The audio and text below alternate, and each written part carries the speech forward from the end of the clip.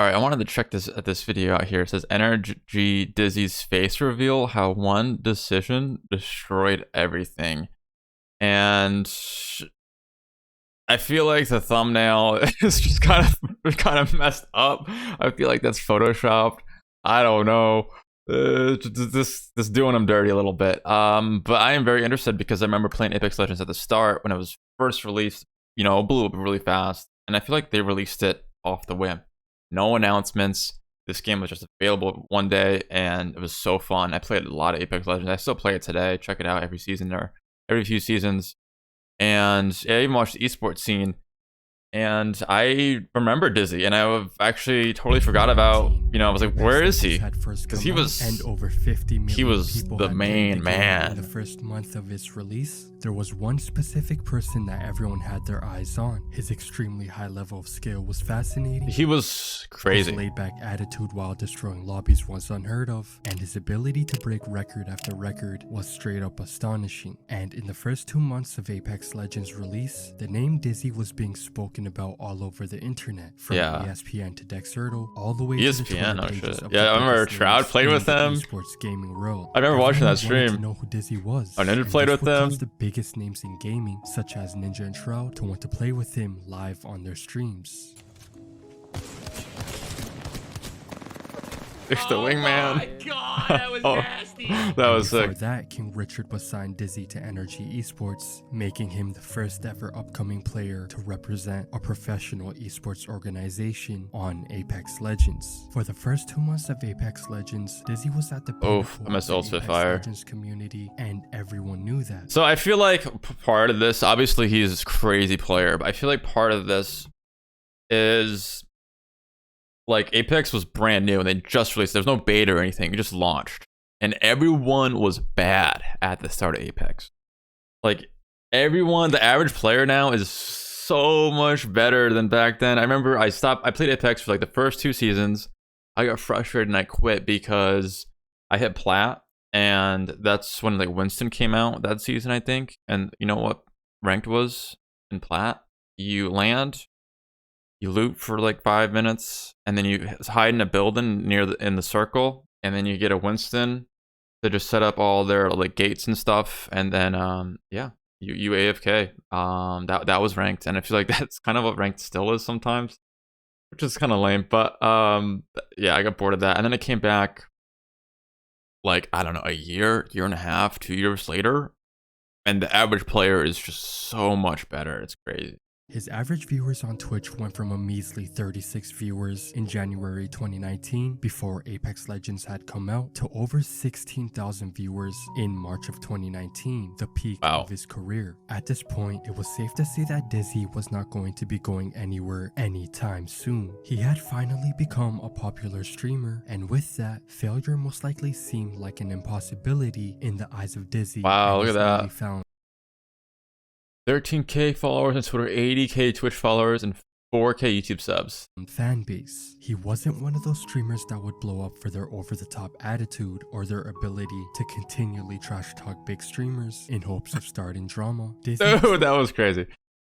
Actual likable person with very few signs of having an ego. The two things needed to create an audience that would stick with you even after all the hype fades away. However, just after 2 months of being in the spotlight, Dizzy would be forced to face the harsh reality that he knew he would have to face if he grew this That's gotta be stressful. Like overnight, pretty much, he became probably one of the biggest Apex streamers, and that's just a lot. That's a lot to take in, and if you don't have the right attitude, I feel like if you can't handle that, that would just be like stressful.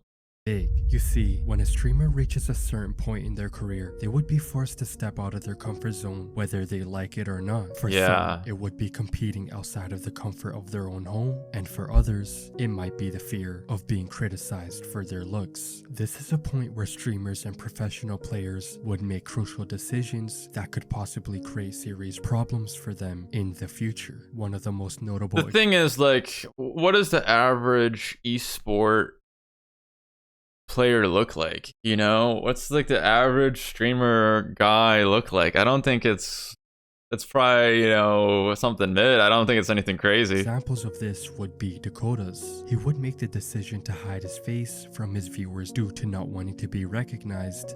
Also, I was in a relationship and like a lot of women were very flirty and said I looked, you know, like very flirty comments, and it kind of caused some tension in my relationship. So, you know, it wasn't the driving factor, but it helped, you know, turn my webcam off. It was a helpful thing for my relationship, which I've learned now. I'm never doing something like that. Like I'm always. And due to that, he would miss out on huge opportunities such as competing at TwitchCon and other LAN events where he would have to physically show up to participate. But in Dizzy's case, he wouldn't make the same decision as Dakota's. Dizzy would want to fully capitalize on the opportunities that were given to him. He no longer wanted to be just another faceless streamer with no personality other than their extremely high level of skill. He really wanted to become something bigger than just an Apex Legends streamer. But in order for him to accomplish that, he would have to make the biggest sacrifice of his career up to that point. Oh jeez, the face reveals. I feel like face reveals, like, depends. Like if you stream for a long time and make content for a long time and then you do a face reveal, it's like a big deal, right? But if you just like start streaming with like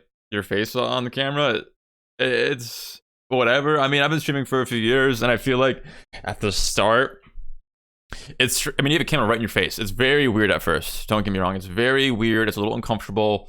I think I was a little self-conscious for, you know, a few weeks, but once you you just get used to it, right? And I remember, I think the biggest face reveal I remember is Kriparian, because he made content for like a year or two before he came out with his face reveal, and he was making WoW content back then. And he does his face reveal for Diablo 3, right? So.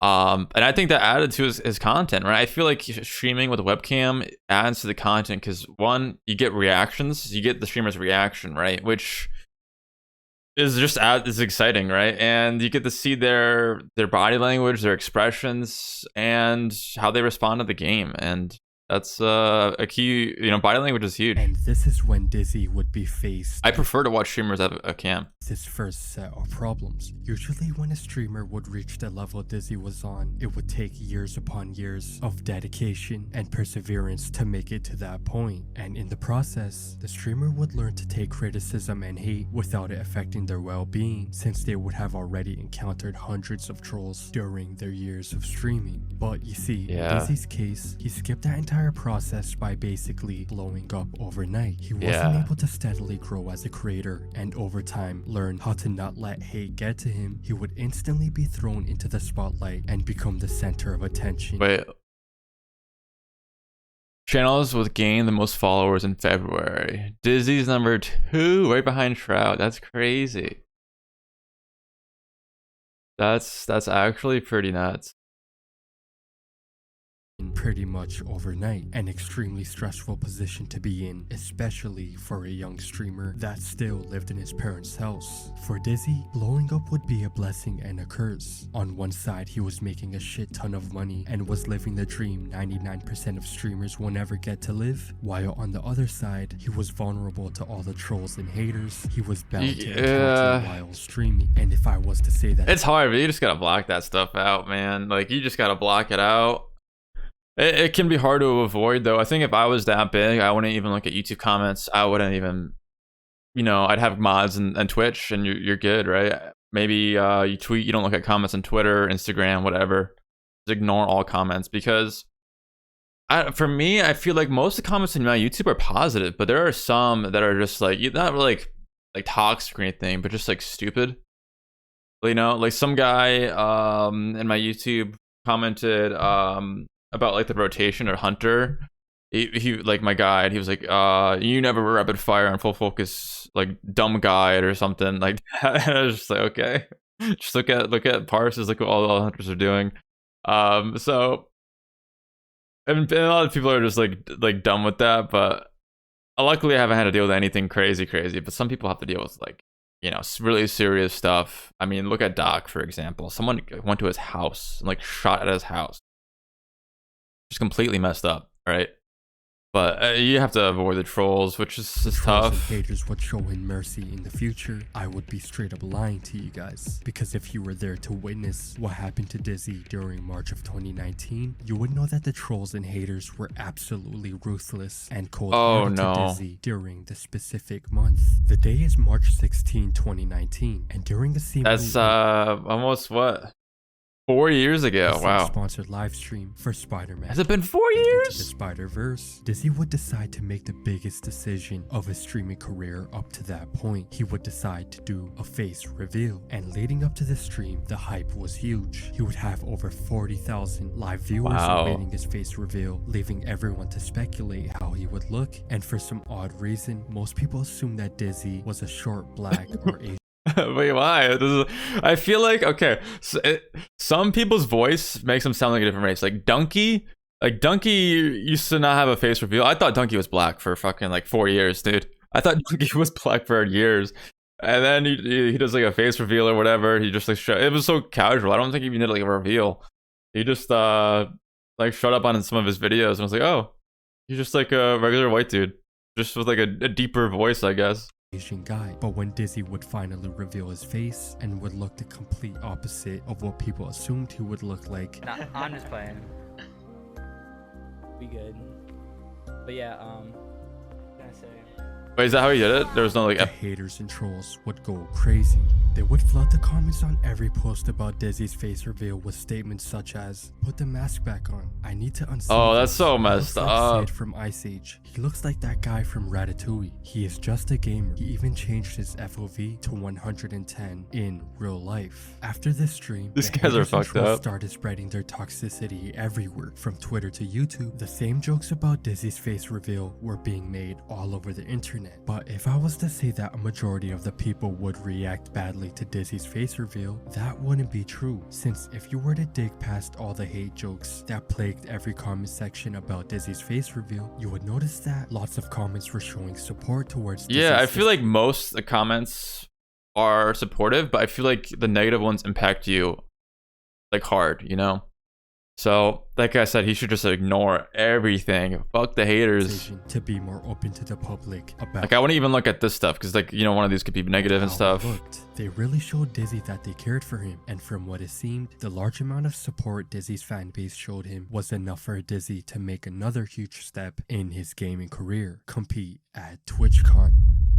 On April 13th of 2019, Dizzy would compete at TwitchCon. This would be Dizzy's first time competing at an actual organized in-person event for Apex Legends, and since all eyes were on Dizzy because people wanted to see how he would compete at a LAN event compared to online, when Dizzy would be shown on camera, this time the haters and trolls would be able to get a good look at him. And when Like, I don't think, I mean, I'm not gonna judge him, right? But I want to see what those haters look like. how he looks You for know? the second time, they would once again go all out and call him out for his looks. I guess that aim comes with a cost. Mom, pick me up, I'm scared. Dude, do you even take care of yourself? Like, look at you. You look exhausted. What's wrong with this road? Yo, Received was you're noticeably worse crazy. than his last face reveal, and it was clear that after TwitchCon, the hate started getting to his head. When he would repost his first face reveal onto his main channel a month after the face reveal was live streamed on Twitch, you would notice that there is not a single bad comment about how he looks. Every single comment is positive and supportive, which to the unexpected person is pretty normal. But when you compare it to literally every other video about the same topic, you would notice that only Dizzy's video has no toxic comments regarding his face reveal, which makes most of us beg the question: did Dizzy remove all the hate comments from his comment section? Honestly, Ooh. it seems like that may have been the case. Yeah, but if he does it, he has to read all of them, and he has to go through every single comment, right? So you're looking at what? He's a big streamer. He probably has hundreds of comments on, especially on his biggest, you know, hypest piece of content, which is his face reveal. So he has to go through every single comment and read all of them. Like, yeah, it's just like a, oh. You don't do that, man. Nonetheless, this wasn't the only proof that the hate started getting to Dizzy's head. After March 2019, you would notice that Dizzy's hours streamed had dropped massively. And Oh, I wow, guess yeah, from look at that April graph. 2019, he left for TwitchCon, so a drop in hours streamed made sense. But you cannot use that same excuse in May of There's like a month gap here, July. It's like a month gap right here too. 2019, because in this month he would only stream for less than 50 hours. And it was not like he was playing Apex outside of streaming. Dizzy was not playing video games for a majority of that month. He was burnt out from the constant pressure of not only having to be the best Apex Legends player, but also the stress he was suffering from due to the amount of hate he was receiving at that time because of his declining skill level and his face reveal. Dizzy was forced into a position of constant stress, and since Dizzy lacked the experience as a streamer and professional player on a mainstream level, he burnt out as quickly as he blew up. But I feel like NRG should have been there. You know, like a lot of teams, like esport teams have like therapists and psychologists on standby. You know, I think League of Legends, like Cloud9, like the big esports teams, they have like psychologists with them, like a lot, like in the house. They're like always with the guys because it's stressful, right? You're competing, you know, in these huge events with a huge crowd, hundreds of thousands of people are watching you. If you mess up, you know, you just get flamed in the chat. It can be a lot on someone's mental health, and the expectation is to do really well. You're a professional after all, and I feel like to be criticized and judged for something you can't control as an esport player instead of like your actual performance in the game is just totally messed up. he wasn't done for good just yet, since near the end of May 2019, he would return and instantly compete in pro level tournaments despite the fact that he would rarely compete in scrims. And surprisingly, NRG would do pretty well. Dizzy still had the passion for the Apex Legends esport, but unfortunately, he was losing his passion for streaming, the one thing that made him famous in the first place. And That's fine. I feel like a lot of streamers don't even a lot of like professional players don't really stream. Like it's really not uncommon for a professional streamer just to focus on that and not stream. since the hype on his name was drying up, the fact that he chose to become less accessible as a professional player at this specific time was honestly the worst decision he could have made. And since he was not streaming, many of his viewers would start to watch other live streamers, most notably another member of NRG that went by the name of Asu. It was clear that Asu had more passion for not just Apex Legends, but also live streaming. In the months that Dizzy was only streaming for 50 hours, Asu was streaming for 200 hours. And since many Dizzy fans were well aware of who Asu was through Dizzy streams, it was only natural that they would migrate towards Asu's live streams when Dizzy was inactive. And when a large chunk of them realized I feel like he blew up like as the game blew up, right? And he was one of the best players, and that's just like gives you so much potential to get that number one or like top like 10 spot of like an Apex streamer. Like when a game comes out, I feel like there's a really a big chance to grow as a streamer if you can be one of the people that you know, is really good at the game or knows a lot about the game, comes up with like content, and then you just blow up based on that category. It's kind of harder nowadays because a new game comes out, guess who's playing it? Shroud. All these other big streamers gravitate towards that game, and then, you know, all their viewers go with them. Like Shroud's playing Destiny 2 right now. I've been watching him a little bit. He's never streamed Destiny 2 before. Like I doubt any of his viewers may like really care about Destiny 2. But he's still like the #1 Destiny 2 streamer, and he's literally just like playing campaign, chilling. Like he's not even doing like high-end raids or PvP or whatever Destiny 2 has to offer. I don't really know anymore. But it's just like it's harder to grow in that sense. So like him not streaming is just hurting his like streaming career a lot right now. that other live streamers were not only becoming better than Dizzy at Apex Legends, but were also more entertaining to watch. Dizzy's status in the Apex Legends community quickly started to crumble. Now, due to Dizzy not being accessible near the end of his time as an Apex Legends professional player, he didn't give an exact reason as to why he would want to stop playing Apex Legends. But in a livestream clip from a year later, Dizzy would speak about how his love for the Battle Royale genre was dead due to how repetitive it was. Can you tell me why you stopped playing Apex? Like, what changed your opinion about the game? I just stopped enjoying it. Just the BR genre. It's just the BR genre in general. It's very exhausting. Sitting in a queue, landing, looting, you get shit loot, bad RNG, you die, you back in queue, waiting, looting again. It's just like, it's very repetitive, and I feel like it's easy to burn out on, especially when if you're streaming it like 8+ hours a day. Oh yeah, if you're streaming or playing like a video game for that long every single day, at that point it's not even. At first it's probably really fun, but a lot of times what happens is like it's a job. They look at the mid laner on I think Showmaker, right? One of those big esport teams, one of like the best mid laners in the world. He says like League of Legends is now a job to him, and he like hasn't been playing much solo queue. If you play every single day, like at least like 8 hours, maybe even longer when you're like scrimming and stuff, that's when you're playing an esport game, which is just kind of like exhausting, right? Like if you like play like League of Legends or Apex Legends seriously for like 3 hours straight, full focus, you know, you're a little tired afterwards. It's pretty exhausting. So doing that 24/7 is just, people get burnt out so easily. Even like look at like League of Legends, like all the rookies, they get burnt out within like the first half of the first split they do.